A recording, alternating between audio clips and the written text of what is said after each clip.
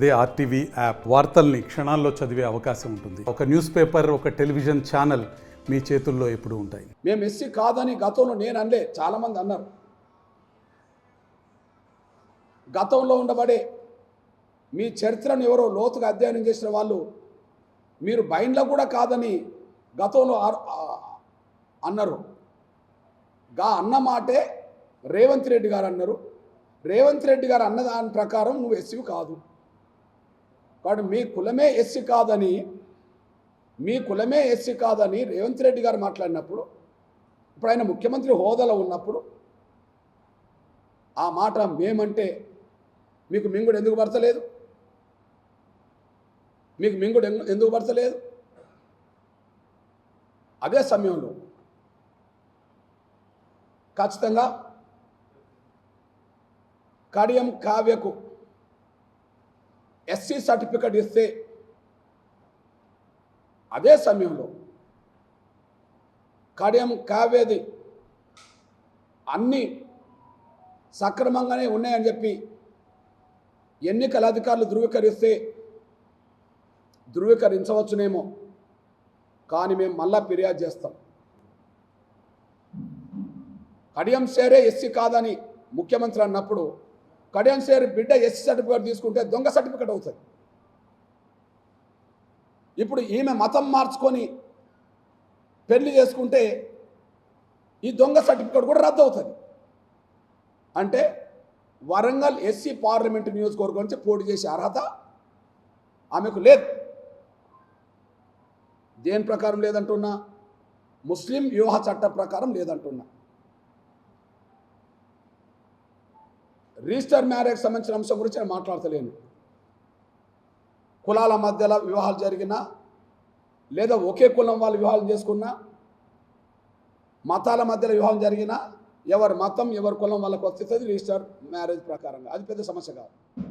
అంబేద్కర్ విగ్రహం దగ్గరికి తీసుకెళ్ళి, అయ్యా నేను ఎస్సీ కాకపోయినా, నా బిడ్డ ఎస్సీ కాకపోయినా 40 ఏళ్ళు నేను దళితులకు దోసుకున్నది తప్పైంది, ఇప్పుడు నా బిడ్డకు దోషి పెడతానని ఆలోచన రావడం తప్పైందని చెప్పి, ఇదే మన అంబేద్కర్ సెంటర్ ఎక్కడైతే ఉన్నదో అంబేద్కర్ సెంటర్ దగ్గరికి లాక్కెళ్ళి ముక్కుకు నేలకు రాపిస్తాయి వరంగల్ బిడ్డగా.